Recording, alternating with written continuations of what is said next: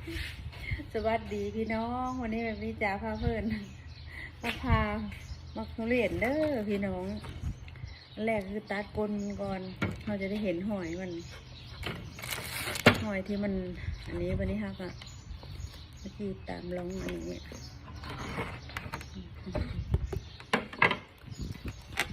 ต้องมา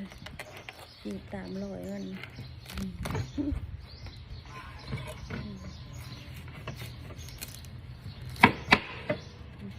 มาแล้วขีดนี้นี่ก็5 ผ้าขีด2มัน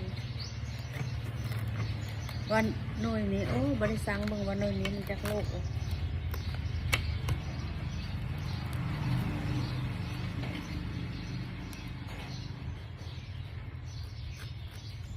เราต้อง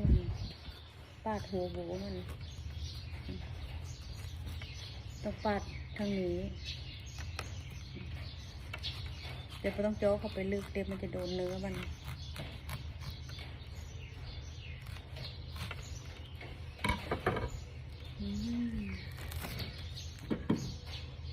นี่คือๆกำลังพอดีกินโอ้ยเธอแต่พี่น้องกว่าสิได้กินของทุเรียนนู่นนึงแล้วโอ้ยจะเป็นจะตาย